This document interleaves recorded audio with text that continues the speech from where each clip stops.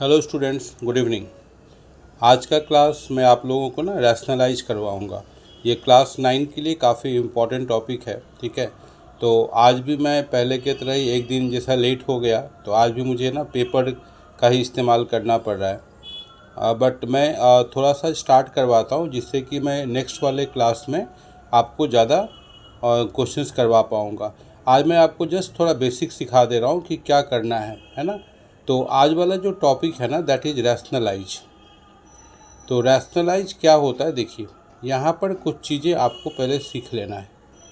सबसे पहले तो मैं आपको बोलूँगा कि आप ये चीज़ सीख लो, जैसे √2 का स्क्वायर। ये क्या हो सकता है? ये √2 multiply √2, that will give you 2। ये याद रखना है, ठीक है। इसके बाद आप देखो √3 का स्क्वायर करेंगे तो ये क्या हो जाएगा स्टूडेंट्स, √3 इंटू √3, ये आपका हो जाएगा 3। इस तरह से आप सीखेंगे, ठीक है ना। फिर देखिए आप √4, यानी √4 का स्क्वायर क्या हो जाएगा, √4 into √4, and that will give you only 4। ऐसे याद रखना है, ठीक है ना। अब आप देखिए कोई भी नंबर, जैसे मैं √7 लिया, तो √7 का स्क्वायर क्या हो सकता है, आप समझ गए होंगे कि √7 into √7, and that will give you 7।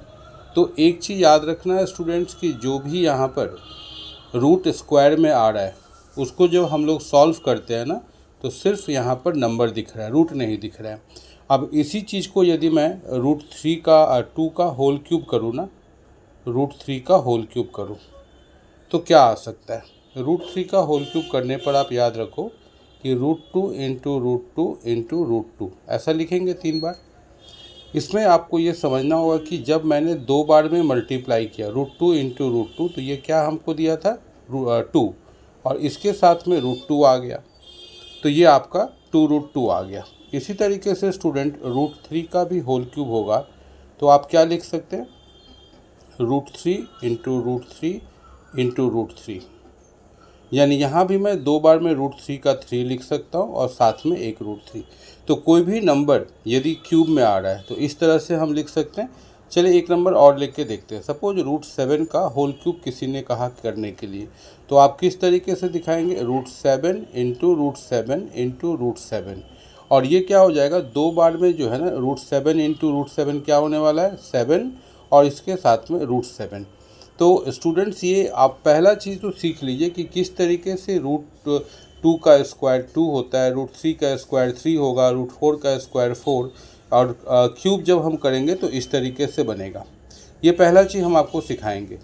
दूसरा चीज़ आप ये ध्यान रखिएगा कि मैं इसके बाद ना एडिशन आपको सिखाऊंगा। ये सब छोटी छोटी चीज़ें हैं जो आपको रैशनलाइज करने में हेल्प करेगा। तो अब चलिए मैं आपको ना ऐड करा कर दिखाता हूँ। मैं आपको जस्ट आज बेसिक कुछ चीज़ें कराऊँगा, कल मैं वाइट बोर्ड में इसको मैं पूरे अच्छे तरीके से समझाऊँगा, ठीक है। चलिए पहला क्वेश्चन देखिए। सपोज आपको किसी ने 2√2 प्लस 3√2 ऐड करने को बोला, तो आप कैसे ऐड करेंगे। आप समझ जाएंगे कि सबसे पहले √2 दोनों में है, तो जहाँ भी √2 सेम दिखे ना, आप उसको ऐड कर सकते हो। तो बाहर वाले को बाहर से ऐड करना है, यानी 2 और 3 क्या हो जाएगा, 5, और √2 एज इट इज कॉपी हो जाएगा, ठीक है। ये चीज़ें क्लियर हो गया। अब मान के चलिए नंबर दूसरा से 3√3 प्लस 2√3, और मैंने यहाँ लिख दिया √3। क्या इसको हम ऐड कर सकते हैं, बिल्कुल ऐड कर सकते हैं। कैसे करेंगे, सबसे पहले आप ये देख लीजिए कि √3 और यहाँ भी √3 है, तो हम समझ जाएंगे कि हम इसे ऐड कर सकते हैं। अब √3 के बाहर कुछ नहीं है तो हम इसे 1 मान लेंगे, तो यहाँ से आप ऐड करिए 3, बाहर में यहाँ 2 है और यहाँ कुछ नहीं है तो 1 ले लेंगे, तो 3 2 1 5 प्लस 1, तो क्या हो जाएगा स्टूडेंट 6, और √3 एज इट इज रह जाएगा, और ये आपका आंसर आ जाएगा, ठीक है। नंबर 3 में मान के चलिए मैंने आपको बोला कि 4√7 प्लस √7 प्लस √7, इस तरीके से मैंने बोला कि आपको ऐड करना है। तो आप यहाँ भी समझ गए होंगे कि √7 है, तो हम ऐड कर सकते हैं। कैसे ऐड कर सकते हैं, इसके बाहर तो कुछ नहीं दिख रहा हमें, तो 1 ले लेंगे, 4 प्लस 1 5 प्लस 1 6, तो 6√7, और ये आपका आंसर आ जाएगा, ठीक है। अब आप देखिए इसके बाद ना मैं आपको कुछ क्वेश्चंस और करा रहा हूँ। जैसे मान के चलिए मैं क्वेश्चन दूसरा दे रहा हूँ आपको। मैं आपको दिया इस तरह से √7 प्लस √8 और मैंने बोला कि इसे आपको ऐड करना है। तो क्या आप इसे ऐड कर पाएंगे? इसे हम इस तरह से लिखेंगे स्टूडेंट्स। √7 को मैंने कुछ नहीं किया, बट √8 को ना मैं तोड़ सकता हूँ। 2 इंटू 2 इंटू 2, ये हो सकता है ना। तो इससे क्या होगा देखिए कि √7 तो मैंने एज इट इज लिखा, प्लस ये जो रूट के अंदर में 3 2 आया, तो मैं पहला 2 2 जो है ना ले लेता हूँ, वो बाहर आकर के 1 2 बन जाता है और 1 2 जो है वो रूट के अंदर में रह जाता है। तो क्या आ जाएगा √7 प्लस 2 √2। मैं यहाँ फिर से बता रहा हूँ कि जब 3 2 अंदर आ गया ना स्क्वायर के अंदर, तो मैं 2 2 को ना बाहर कर लिया, वो 1 2 बन गया और एक जो अकेला 2 बच गया वो रूट के अंदर दे दिया। तो हमारा आंसर क्या आ गया? √7 प्लस 2 √2। ये मैं ऐड नहीं कर सकता हूँ, ठीक है। चलिए एक क्वेश्चन और मैं आपको करा रहा हूँ यहाँ पर। सपोज √12 है और प्लस से 2 √3 है। अब इसे आप सॉल्व करिए। √12 को सबसे पहले आपको देखना होगा 2 इंटू 2 इंटू 3 प्लस 2 √3। फिर यहाँ पर दो 2 का एक 2 लिखेंगे, समझ में आ रहा है। और आप यहाँ पे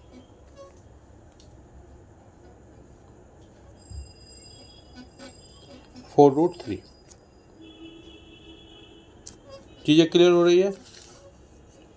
चलिए अब नेक्स्ट मैं आपको और कुछ क्वेश्चंस कराने का सोच रहा हूँ कि सपोज √50 प्लस 5 √2।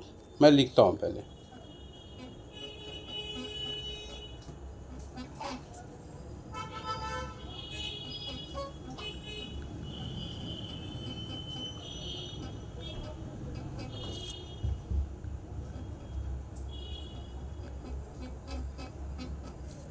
देखिए मैंने आपको समझाया क्या हो सकता है यहाँ पर, आप समझिए। √50 को मैंने कैसे तोड़ा? 5 इंटू 5 इंटू 2 और यहाँ पर मैंने फिर से लिखा 5 √2। अब देखिए 2 5 आ गया ना, तो मैं यहाँ पर एक 5 लिखा, 5 √2 प्लस 5 √2।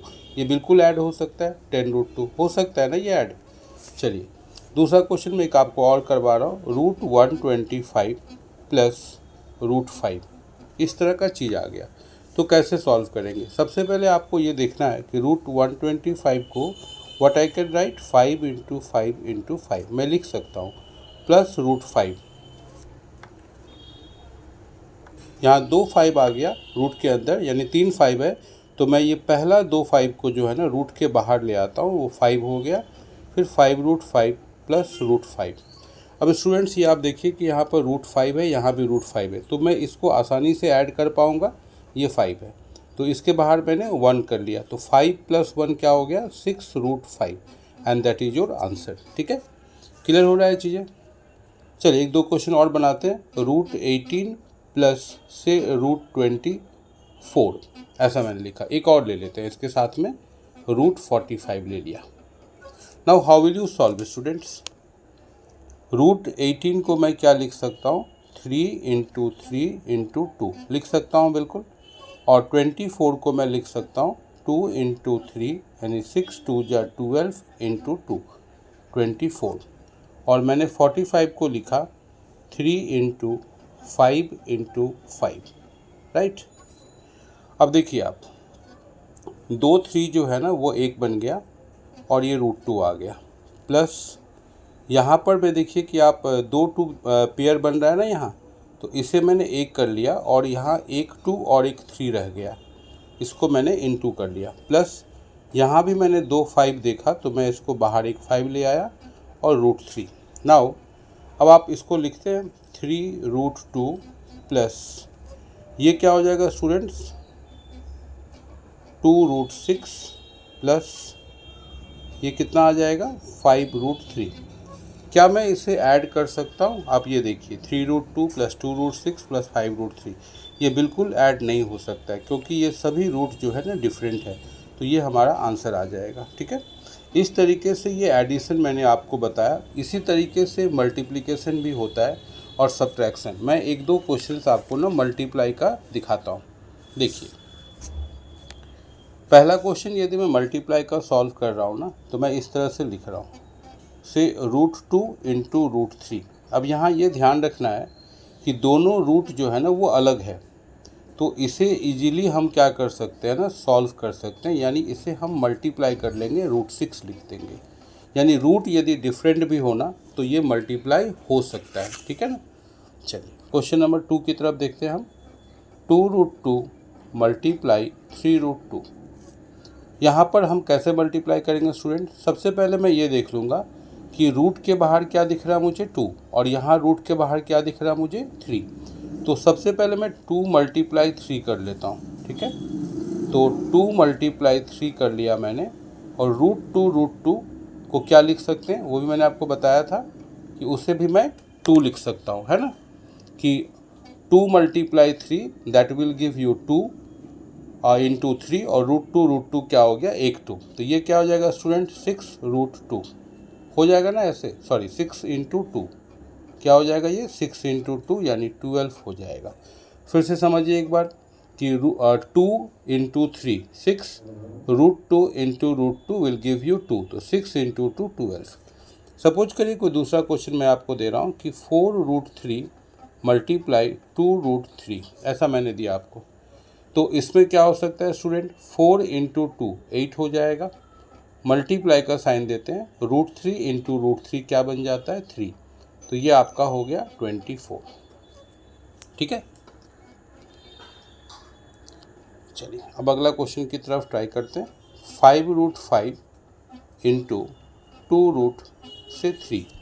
इस बार मैंने थोड़ा अलग कर दिया। 5 इंटू 2 क्या लिखेंगे student, 10। √5 into √3 and that will give you √15। This is your answer. फिर 2√6 इंटू 3√2, ऐसा मैंने लिखा।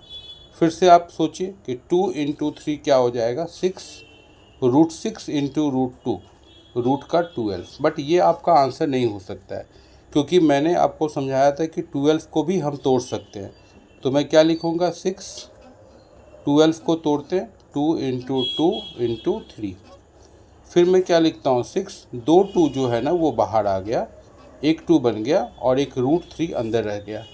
तो आंसर क्या आ जाएगा स्टूडेंट्स, 12√3, ठीक है। तो मैं आपको ना आज एडिशन, सब्ट्रैक्शन, और सब्ट्रैक्शन तो मैंने आपको नहीं दिखाया, उसी तरीके का सब्ट्रैक्शन भी होता है जैसे हम लोगों ने एडिशन किया था, और मैंने कुछ चीज़ें मल्टीप्लिकेशन दिखाया। इसको आप लोग आज थोड़ा प्रैक्टिस कर लीजिएगा।